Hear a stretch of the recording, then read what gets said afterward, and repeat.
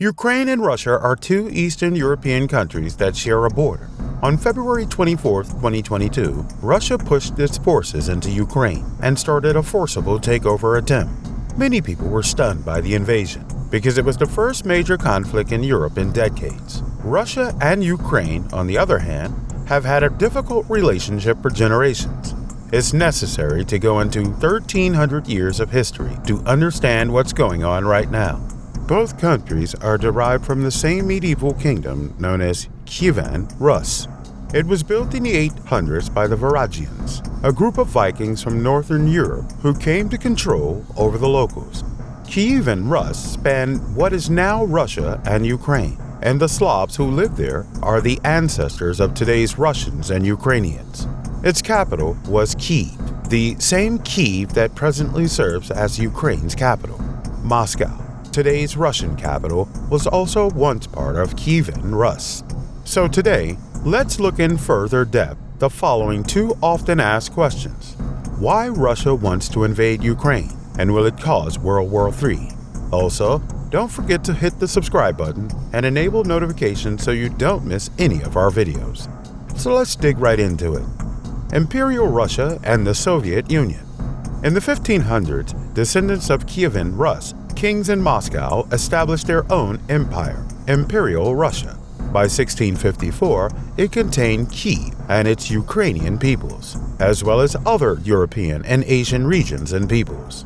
Because they shared a culture dating back to medieval times, some in Imperial Russia considered Ukrainians as brothers to the Russians. Ukrainians, on the other hand, claimed that while both nations shared a religion and some history, Ukrainian culture, including food, language, art, and music, was unique. It was shaped through interactions with many peoples and a history separate from that of Russia. Tsar Nicholas II was deposed from the throne by a revolution in February 1917.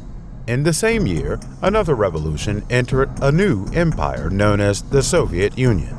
Some Ukrainians were concerned about joining this new Soviet empire. They attempted to establish their own country. However, the Soviets defeated their campaign and established the Ukrainian Soviet Socialist Republic, one of the Union's many republics. It allowed Ukrainians to maintain their culture and administer their local government at first. However, when the Soviets became concerned that Ukrainians wanted independence, they surrendered authority. A free Ukraine. The Soviet Union fell apart in 1991. Ukraine and Russia, which had previously been part of the Soviet Union, gained independence. Let us fast forward to the year 2013. Viktor Yanukovych, Ukraine's president at the time, wanted Ukraine to be loyal to Russia. As a result, he chose not to sign a trade agreement with the EU that would move it closer to Europe. Ukrainians protested, voted out Yanukovych, and chose a government that prioritized Europe above Russia. Despite the protests, Russian President Vladimir Putin declared that the majority of Ukrainians wanted to maintain connections with Russia. He was also concerned that Ukraine might join a military alliance with the United States and Europe, posing a threat to Russia. In 2014, Russia acquired Crimea, a region in southern Ukraine. It also deployed troops and weapons to eastern Ukraine, supposedly to assist people who wished to join Russia. Approximately 14,000 people died and 1 million people left the war in 8 years since then. Why did Russian troops invade? President Putin declared on February 24, 2022, that Russia could no longer feel secure, develop, or exist because of the constant threat posed by modern Ukraine. According to him, airports and military offices were attacked very immediately, followed by the arrival of tanks and troops from Russia. The Russian annexed Crimea and Belarus, among others. Major cities have been shelled, neighborhoods have been destroyed, and millions of Ukrainians have been forced to flee their homes. Despite this, Russia prohibits the use of the terms war and invasion, threatening journalists with imprisonment if they do so. This is a special military operation, according to Russian President Vladimir Putin. Many of his arguments for war were either false or irrational.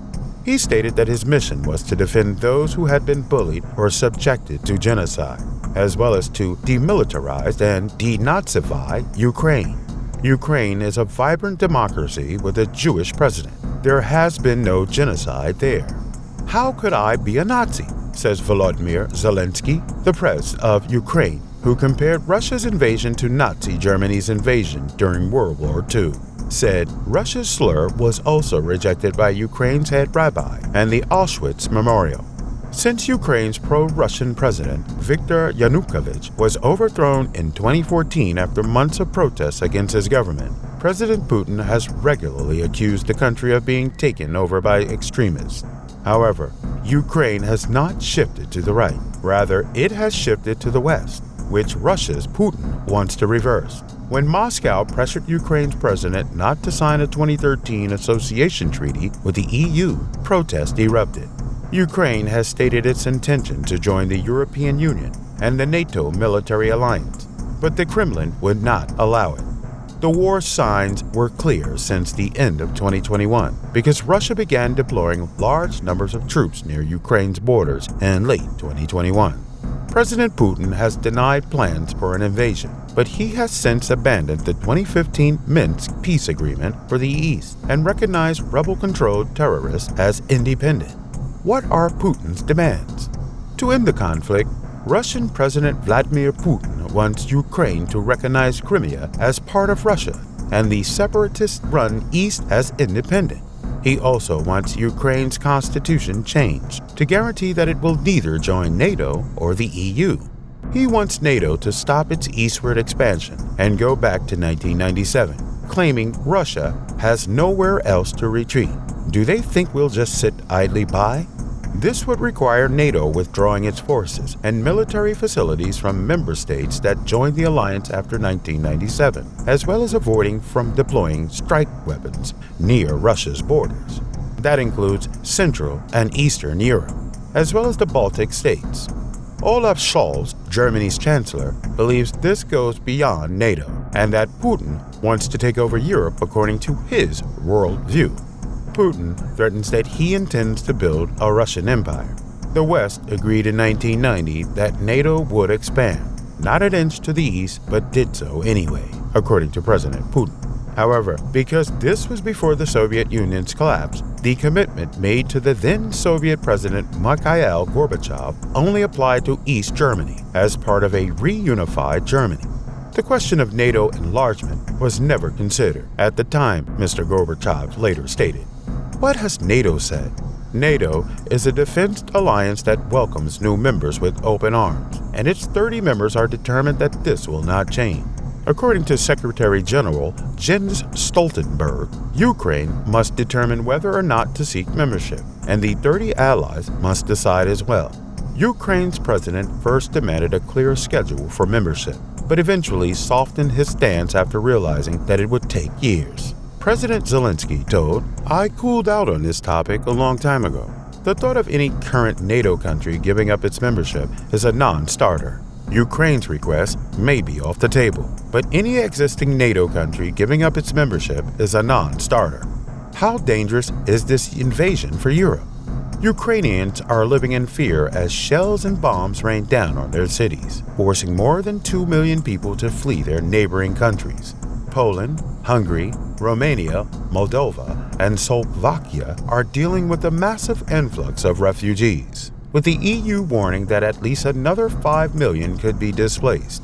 It is, however, a crucial point that has the potential to destroy Europe's post-World War II security structure.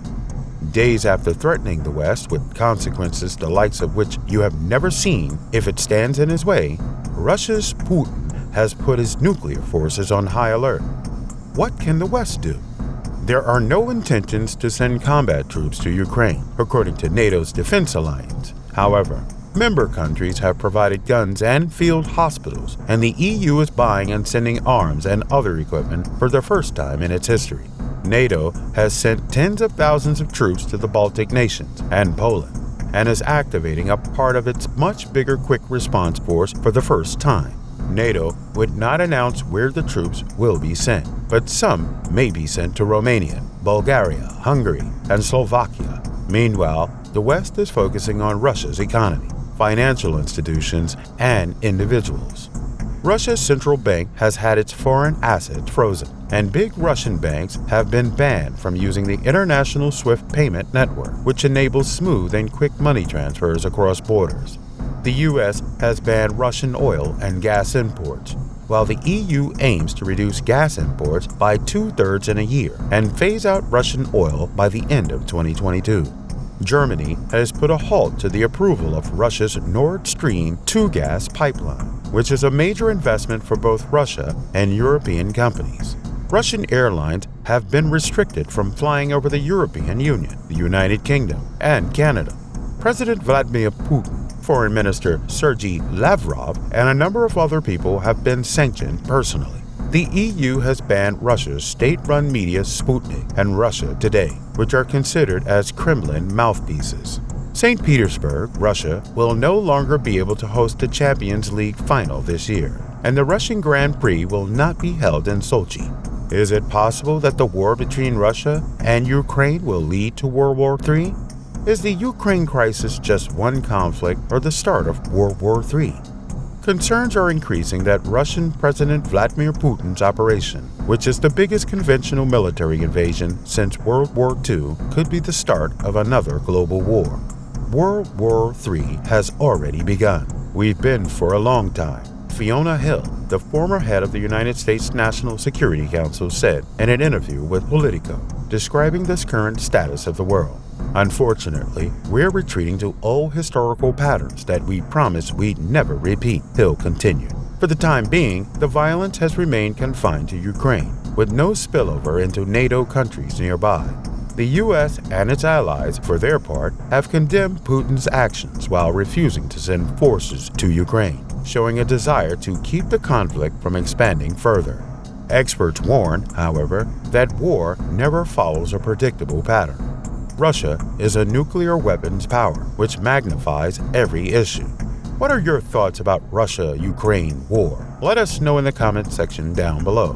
So there you have it. If you enjoyed today's content, make sure to like, subscribe, and click the notification bell so you don't miss any of our new videos. Until next time.